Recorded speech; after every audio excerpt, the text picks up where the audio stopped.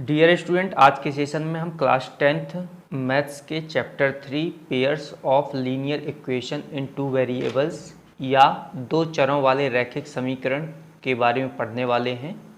आज के सेशन में हम दो चरों वाले रैखिक समीकरण के बेसिक के बारे में पढ़ेंगे कि किस प्रकार से दो चरों वाले रैखिक समीकरण का निर्माण किया जाता है। तो जैसे यहाँ पर दिया हुआ कि pairs of linear equation in two variable, मतलब दो वेरिएबल्स का लीनियर इक्वेशन। तो लीनियर इक्वेशन को सबसे पहले समझते हैं। अगर हम उसमें दो वेरिएबल रखना चाहते हैं तो वहाँ पर हम दो वेरिएबल रखेंगे x और y। हमने टू वेरिएबल्स यहाँ पर ले लिया x और y, और जो इसका पेयर बनता है, तो यदि आप देखेंगे कि रैखिक समीकरण का जो पेयर होता है वो होता है ax plus by equal C. Constant इस तरफ लिखा जाता है, ax इधर लिखा जाता है, b यहाँ पर, और कॉन्स्टेंट यहाँ पर लिखा जाता है। अब रैखिक समीकरण है, दो चरों वाले रैखिक समीकरण का युग्म बनाना है, यानी कि पेयर बनाना है। तो पेयर जब बनाएंगे तो हम दो बार इसको लिख लेते हैं, ax plus by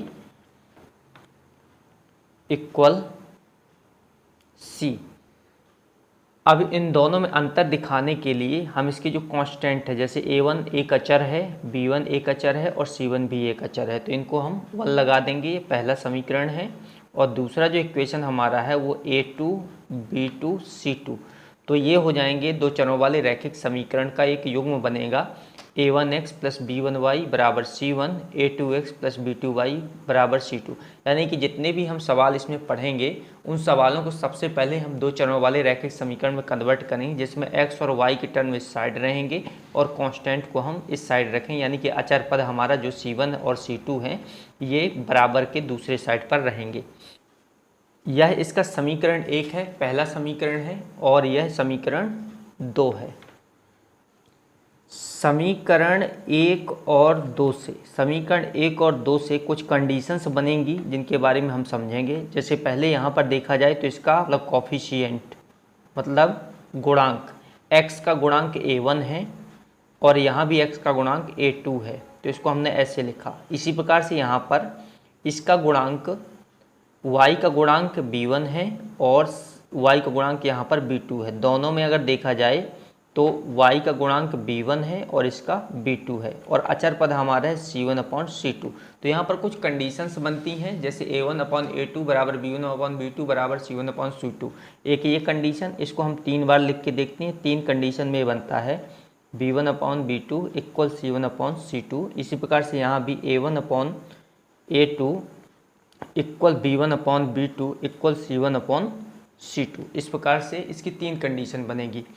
a1 upon a2 और b1 अपॉन b2 अगर इसमें पहला ही अगर एक दूसरे के बराबर नहीं आता है, यानी इसके जो गुणांक हैं ये इक्वल नहीं होते हैं, तो ऐसी स्थिति में तो इंटरसेक्टिंग लाइन, जिसे बोलते हैं हम इंटरसेक्टिंग लाइन बोलेंगे इसे, इंटरसेक्टिंग लाइन, या फिर प्रतिच्छेदी रेखाएं, मतलब दोनों रेखाएं प्रतिच्छेद करेंगी, प्रतिच्छेदी रेखाएं हो जाएंगी, और इस यूनिक सॉल्यूशन बनेगा। यूनिक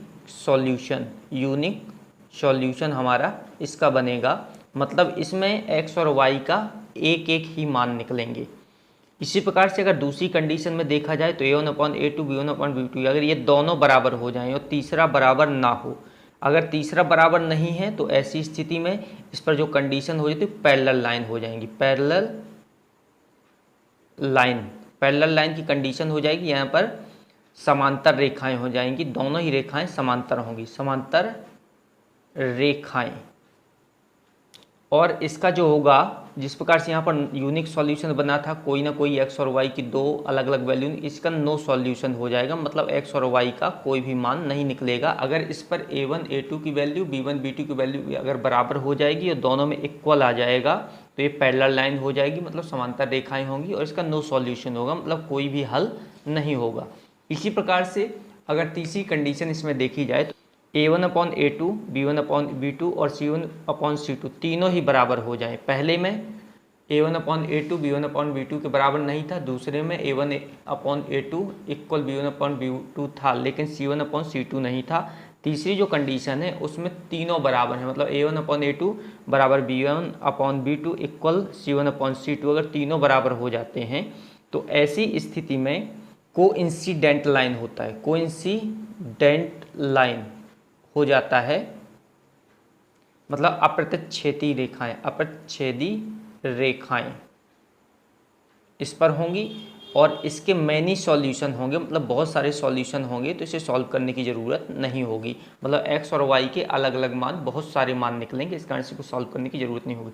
इसी के आधार पर हम इसमें 3 प्रकार की मेथड पढ़ने वाले हैं। पहली मेथड जो पढ़ेंगे रहेगी प्रतिस्थापन विधि। प्रतिस्थापन विधि के माध्यम से सवालों को हल करेंगे। दूसरी मेथड जो रहेगी वो रहेगी विलोपन विधि, और तीसरी मेथड इसकी रहेगी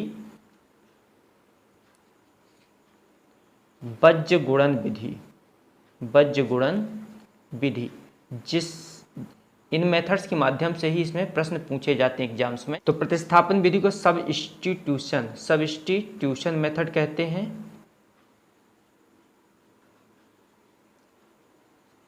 ये सब्स्टिट्यूशन मेथड कहलाएगी। विलोपन विधि जो कहलाएगी एलिमिनेशन मेथड है, एलिमिनेशन मेथड, जिसे हम एलिमिनेशन मेथड कहेंगे।